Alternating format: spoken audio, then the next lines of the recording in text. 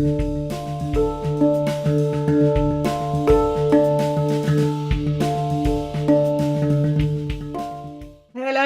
welcome everybody to the May edition of our Practice as Research seminar series. It's really exciting, to see kind of how quickly time goes and how, the program actually continues to be quite strong. So today we have got with me, or with us, Luci Gorell Barnes, who is going to be talking about creative writing as analysis in research with children. And she calls this putting a light in the window. And for those of you who have followed this seminar series, you will obviously know that a lot of the people that I get to speak to us, I've met before, and Luci is no different. I have met her at the International Creative Research Methods Conference in Manchester. So, again, this is another good reason to plug that conference now. It's happening again in Manchester in September 2026. So you may want to have a look at that. Luci, who's with us today, is a socially engaged artist and artist researcher. Her practice is concerned with developing creative participatory inquiries with people who find themselves on the margins for whatever reason. And then she's also working around those issues of inclusion and access as central concerns in her work. She's interested in finding flexible and responsive processes that allow us to think imaginatively with each other. And her practice contributes to a community of disciplines that embraces academic research, family support, community development, health services, and education. She's currently a full-time PhD researcher on the postgraduate research program in the School of Education and Childhood at the University of West England, Bristol. Her study explores how relationally engaged art-based methods can support minoritized children to express, reflect on, and amplify their lived experience and perceptions. And that is essentially what Luci is going to present on today. So with no further ado, I'm handing over to you, Luci. Hi, everybody. Hello, and I'm very pleased to be part of this Practice as Research series. And what I'm going to do is I'm going to start by describing the background to my study and then share the creative process that I developed to focus my analysis. And I do have notes that I work from because I've got so much stuff I want to cover. I don't want to go off on tangents, really. So my study is grounded in, is it going to let me move? Yes, in Article 12 of the United Nations Charter for the Rights of the Child. This is a child-friendly version that we've got on screen here. And it states every child has the right to express their views, feelings, and wishes in matters affecting them, and have these considered and taken seriously. But as I'm sure you're all more than aware of, children's voices are subjected to the same, children don't get heard, and also their voices are subjected to the same disadvantaging factors as other aspects of their lives. And so that means that minoritized and socially vulnerable children have less chances of their experiences and perceptions being heard. And so with this inequality in mind, this study investigates how arts-based research methods can be put in the service of social justice. And I'm guided by these two research questions. This is the first one, which I'll just give you a moment to read. And that's the second one. And you'll see that relational engagement is really key to this study. And my ideas about this are informed particularly by Mary Watkins and Frere. And I define relational engagement as a combination of love, humility, and reflexivity.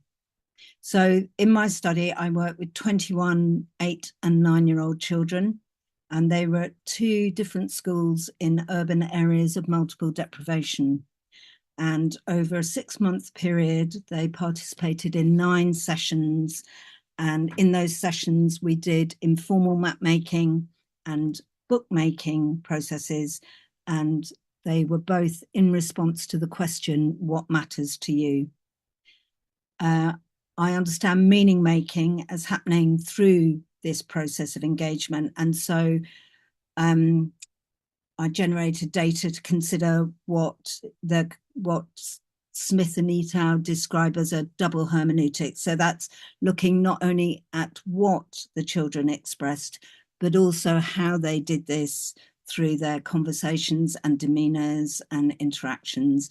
And I paid really close attention to communicative elements like hesitancy or contradictions or shifts in focus or repetitions, and whether the children express themselves through drawing or writing or narration or in the informal co-constructed conversations that went on throughout the sessions. So here's, oops, oh, no. Here's one of the children's maps. So this, these aren't their real names. This is done by a child I'm calling Moomin. And so, in fact, he's done something quite interesting here. He's used 4 different scales for his map. So he's put together a collection of things that matter to him. So in the bottom right-hand corner, we've got a familial scale of his home. And then up above that, we've got a local scale of the car wash that he goes to with his dad. And then in the top left-hand corner, there's a national scale of a Liverpool and Chelsea map that his brother took him to. And then in the bottom left-hand corner, he's looking at the war in Gaza. So each child led the content of their own inquiry, and this resulted in a real kind of range of issues being discussed and expressed, including friendship, bullying, religion, domestic violence, food, multilingualism, social media, housing, sport, gangs and knife violence, anxiety, pets, and the wars in both Palestine and Sudan. And I designed an iterative method of reflecting on the data we were generating. So I worked across research journals, I wrote narrative accounts, I made notes on each child, and also after every session, I responded to a set of structured questions. So I did that to try and help me keep looking at the data from different perspectives. And when I'm talking about the data, it's my observations, the children's artwork and feedback and transcripts of the sessions. And as I scanned their artwork and feedback and transcribed the recordings, I tried to pay really close attention to their ways of being and thinking. And I started to get a sense of each child's kind of way of being. Freya talks very briefly actually about thought language, but I really like that expression. I feel it kind of has some of what I'm trying to understand. And through this process, I started to identify what I thought of as kind of threads of meaning woven through our interactions. So these threads were the what of the data and the how. And so what subject a child might have explored, for example, family relationships, and how these subjects were explored. So, for example, through narration and map making. And there's a thread illustration that I've done. So that's an anxiety thread, and I've put little kind of beads on it with different examples of the kind of anxieties that the children were raising. So I continued to kind of work with the data. I felt like I was kind of dwelling in it. Cloak and Jones write about dwelling, and I'll read it actually because I really like how they describe it. They describe it as a rich, intimate, ongoing togetherness of beings and things which make up landscape and places, and which bind together nature and culture over time. So even though they're talking about children in landscape, I feel like that's it expressed quite well what I was feeling about the study. So I was dwelling in the data, I was feeling very familiar with them, but I also felt completely overwhelmed by the amount of directions that my insights and analysis could take. You know, each child had conducted their own inquiry, and between them, they'd covered this vast range of topics, and all those topics overlapped in different ways. And I knew that I needed to focus on certain aspects, but I really just, I didn't feel clear about how to make those choices. And I felt like at night, I kind of floated on the surface of sleep, arranging and rearranging threads in endless combinations. And Hammond and Fuller consider data processing during sleep as an interesting and overlooked area. I felt like I wasn't actually getting enough sleep at this point. But anyway, one morning I woke with the image of Rosie, one of the children, right at the forefront of my mind. And the image I had of her was of a shapeshifter. As I'm sure you know, a shapeshifter is a creature from folklore and mythology who can change at will. And although this was it's a fictitious idea, I knew straight away that shape-shifting was really key to how I understood Rose's way of being or thought language. And I felt a real sense of urgency to write it down. And then more really vivid images connected with other children or other aspects of the data started spontaneously coming into my head. And they happened particularly when I had supposedly clocked off or I was occupied with other things. And it felt as if looking away from the analysis allowed another way of knowing to show itself. And in all, I wrote 7 pieces, and each one arrived with the same sense of urgency, and I rushed to get it onto the page. So this was kind of great and kind of odd because it's not always easy to accept ideas that arrive completely unbidden.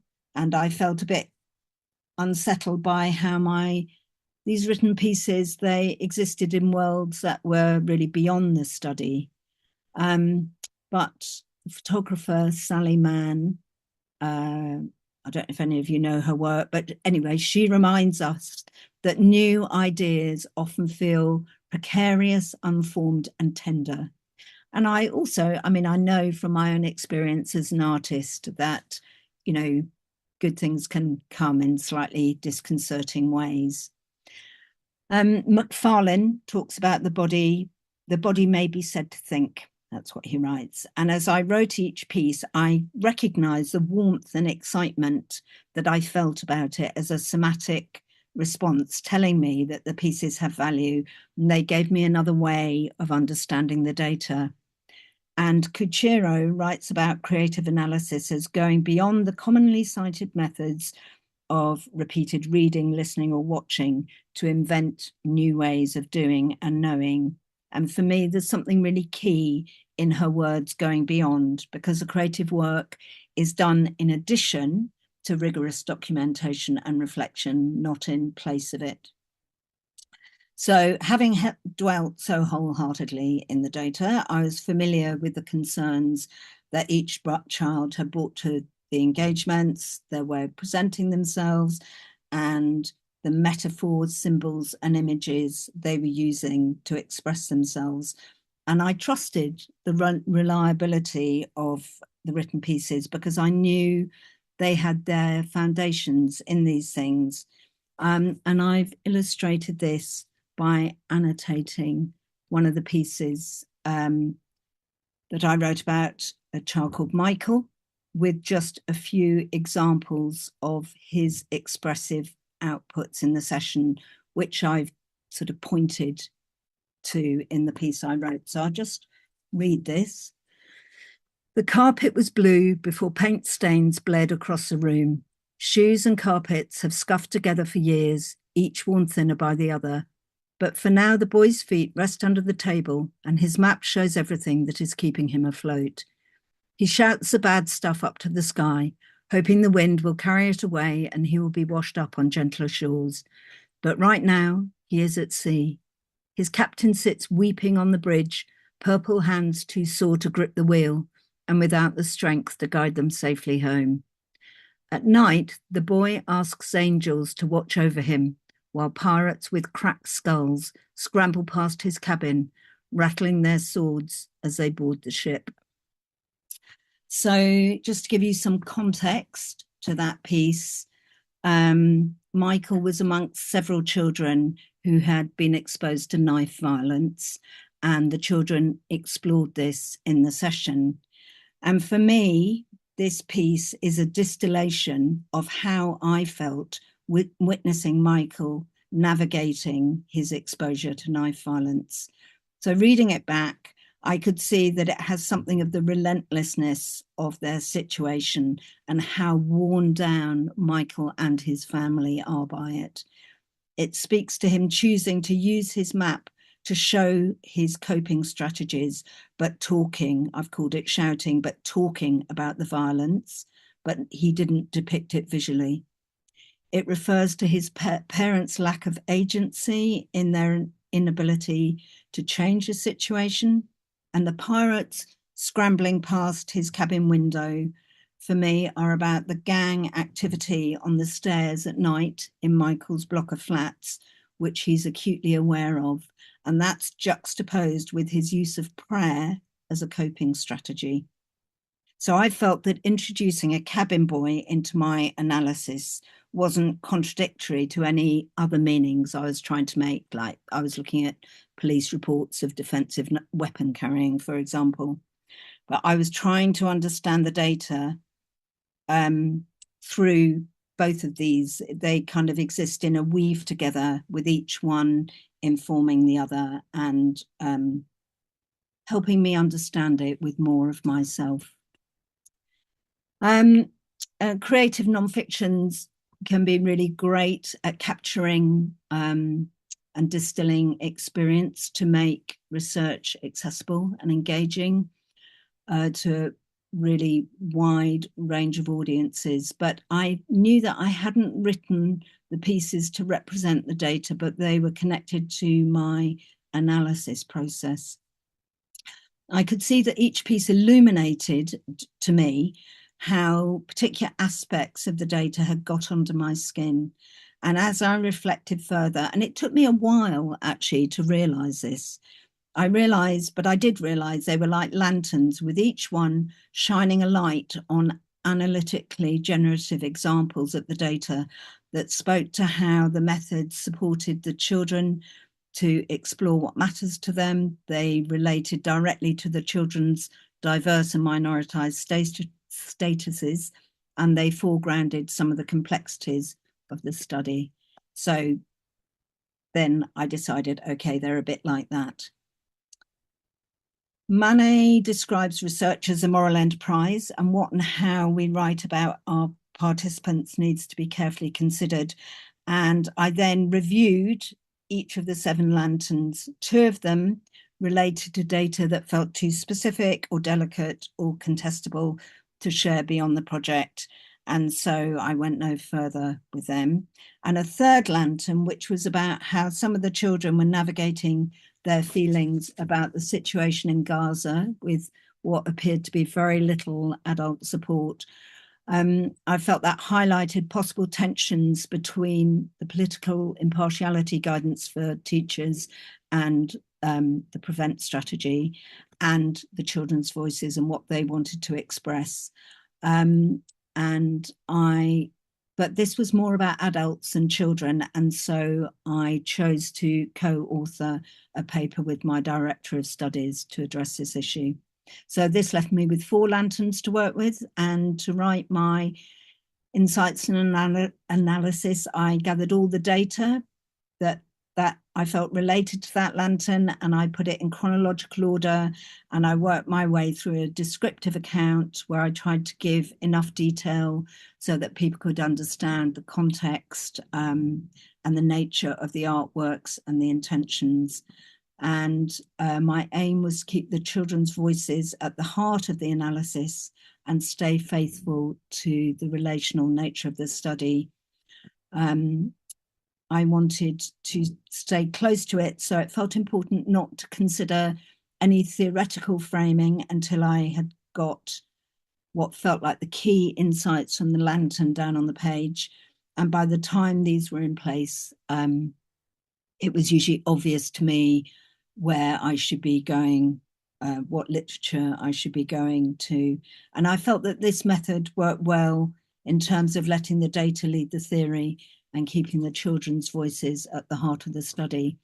So what my method that kind of arrived in the night helped me do was to write 4 discrete sections of analysis that address important issues that help me answer my research questions. So that's the first thing I wrote about, and this addresses considerations about ethical complexities that relate to diversity. And I look at the provisional nature of consent and at children as knowledge producers with regard to ethical issues. The second one came from the piece about Michael, and this looks at how the multimodal approach supported complex stories to be told, and how a combination of map making and informal discussions help the children to co-develop strategies to mitigate the situations they're dealing with. The third one, which is about how a child adapted the method. So I wrote about her as a firefly. That was about how we might appreciate children's thought languages by noticing how they use materials and methods to frame their experiences and perspectives. And it also looks at researcher reflexivity and me being aware of my own thought language and how that might resonate with or mute or amplify other people's. And with the fourth one, the children had 18 home languages between them, in addition to English. And so the fourth area I focused on was about what I saw as their quite vulnerable and complex aspects of their language and identity practices. And it's about looking beyond ideas of asset and deficit and proficiency, which is often applied to speakers of other languages, to look at issues that arise from super diversity and mitigation, not mitigation, migration and displacement. So, to conclude, really, it would have been easy. I had a whole bit where I really didn't know what I was doing, and it would have been very easy to have been put off.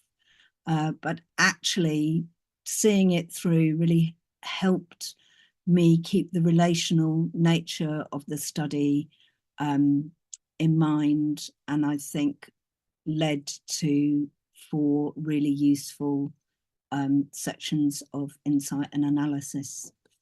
So that's me, and those are the references I used.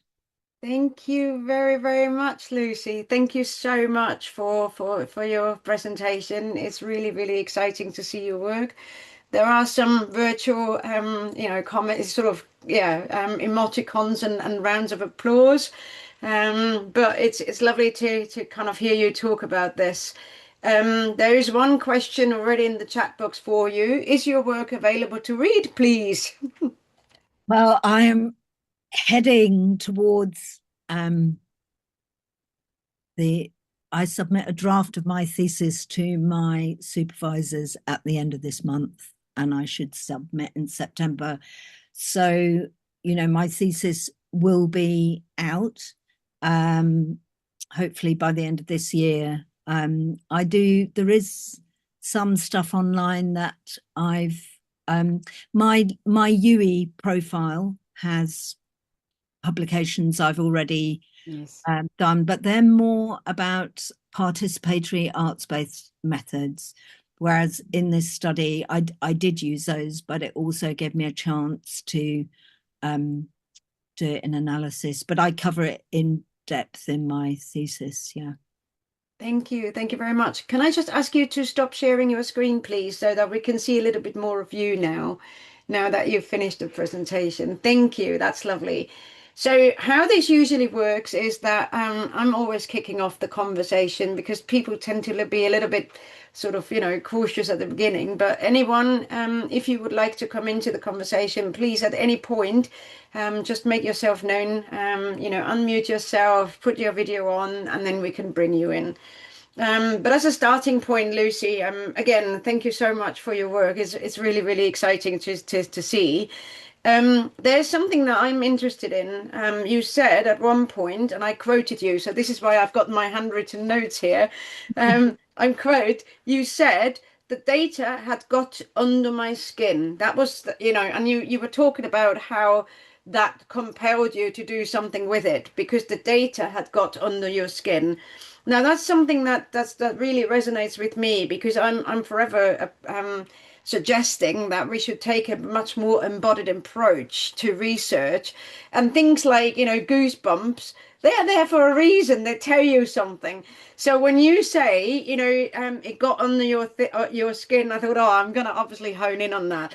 So how is that viewed by other people when you're talking about that? Sort of to say that, you've just listened to your gut or the data got under your skin, and in response to that, you're doing certain things, and therefore it doesn't quite fit with the traditional way of coding anymore.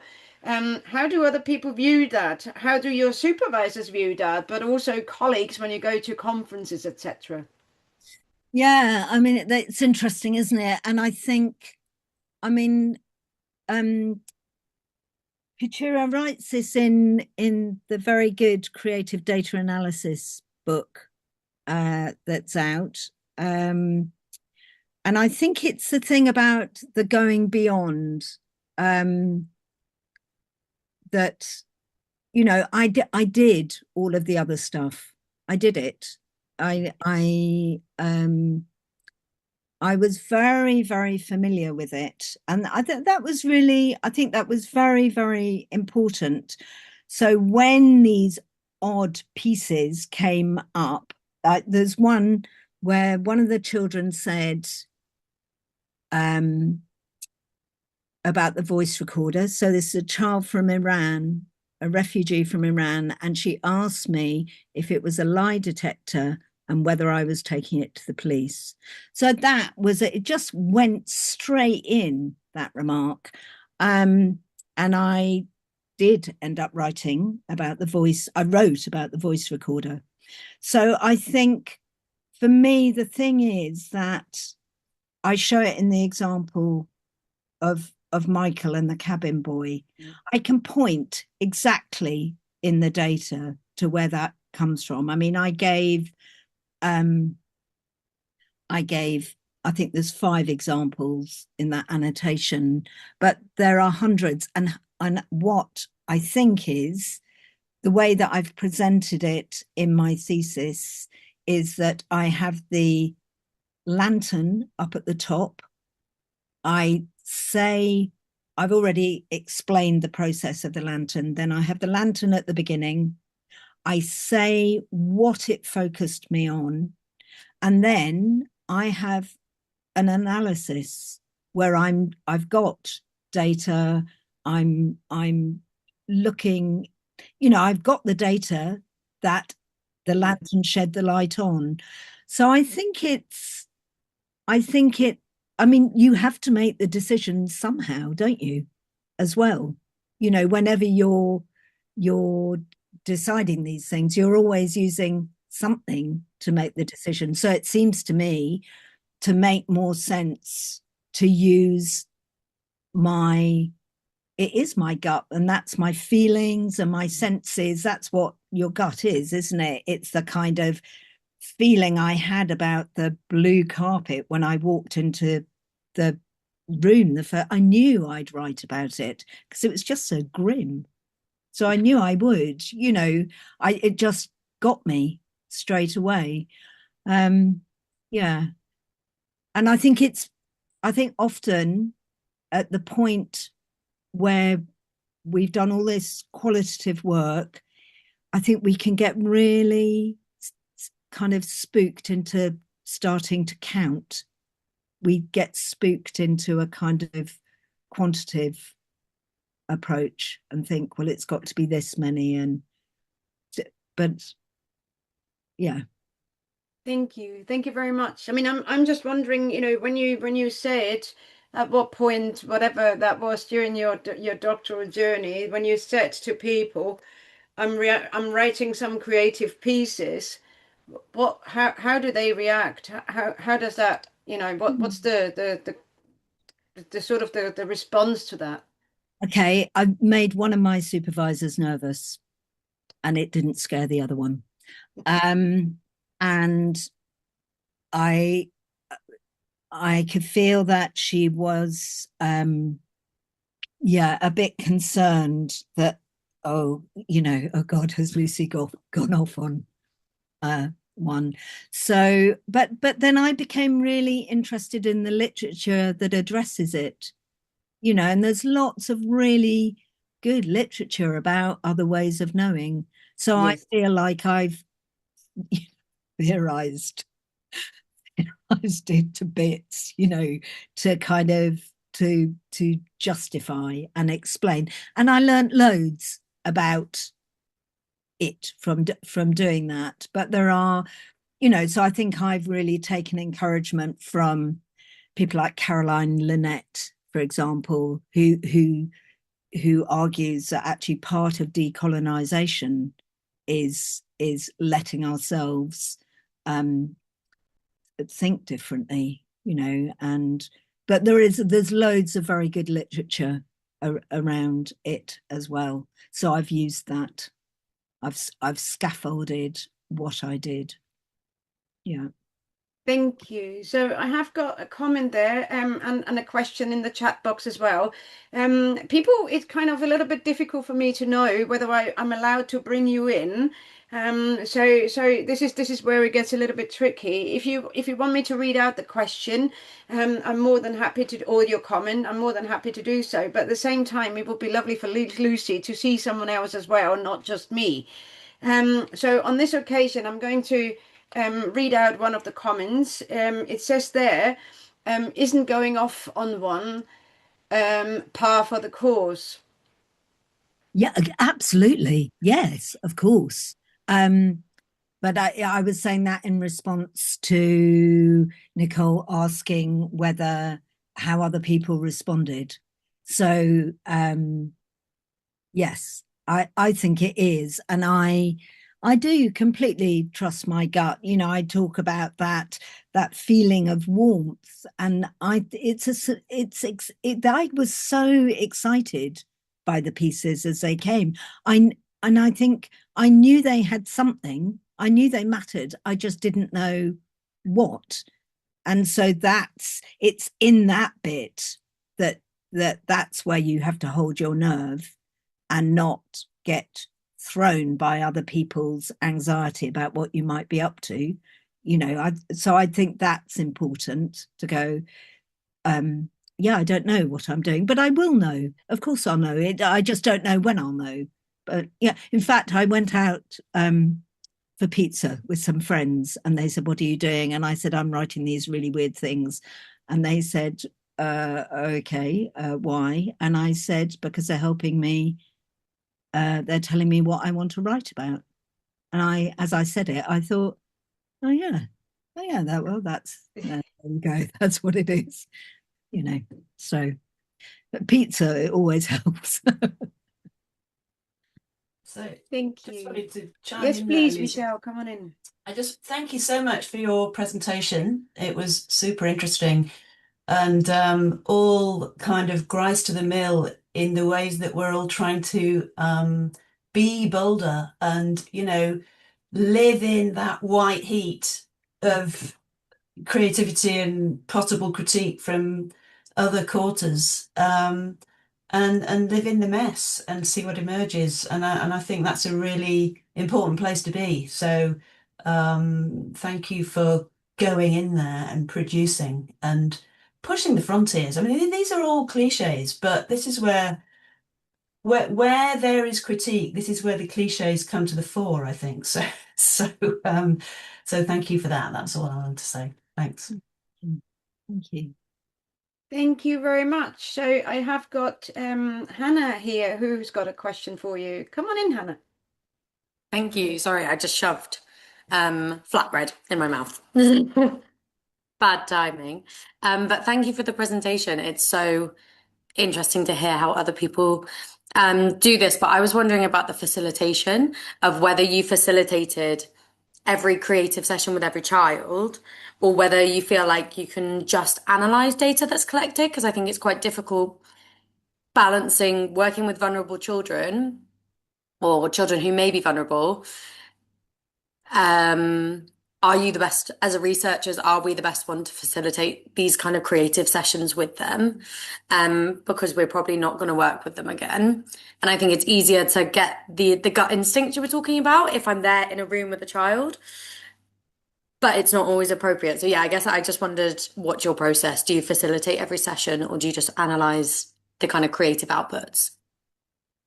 I facilitate the session, so I worked with the children over a 6-month period. So I make sure that I'm not dropping in and out. You know, it's not, I try for it to not be extractive. And the whole first session is about the scope of the project, and you know, we look at a calendar, and I all the way through remind the children where they're at. So actually I do a lot of work around research ethics, and give a lot of consideration in my approach to that. I don't know what it'd be like.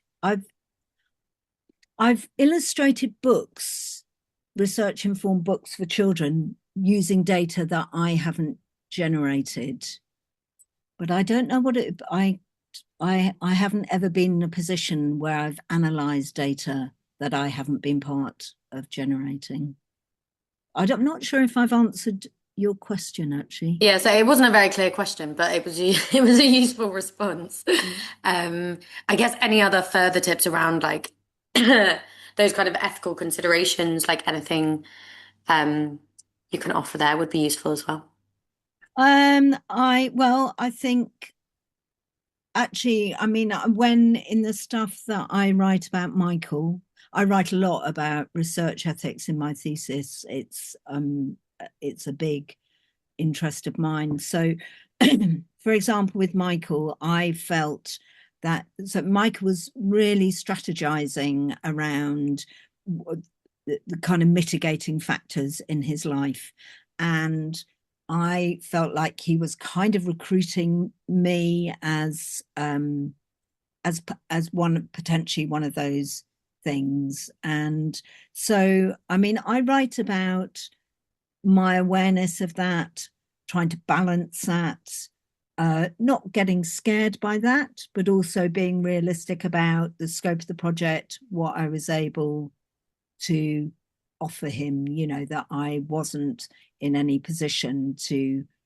sort of change any of those kind of big circumstances, which he wasn't asking me to do, but he was reaching out for all sorts of different coping strategies. So, I mean, I think I would say with relationally engaged work, at the beginning I was saying I'd see it as love, humility and reflexivity. And I'm an obsessive research journaler, you know, so, and particularly in engagements, in the engagement, well, it actually loads of the way through, but you know, so in my research journals, which are not for anybody else's consumption, I let myself really go to the places that feel sticky and difficult. And my research journals are private, because then I absolutely know I can say it how I feel it. Yeah. So, I mean, in a way, in terms of ethics, that would be my top tip Thank is, you. yeah, have a place where you can be completely and utterly honest. Yeah, and wrong, importantly. Thank you. Thank you very much, Hannah, for your questions as well. I have got another comment in the chat box for you, Lucy. So here is somebody who says, I'm trying to write my MA dissertation as a complete narrative, embedding the analysis and theory literature in the storytelling rather than those being separate academic writing. Did you consider doing a complete narrative? What was your thought process around your writing choices? Yeah. Wow, that sounds very exciting and challenging. I did think, but before I started writing my thesis, I thought, oh, will I do something kind of, I guess, innovative with it? And I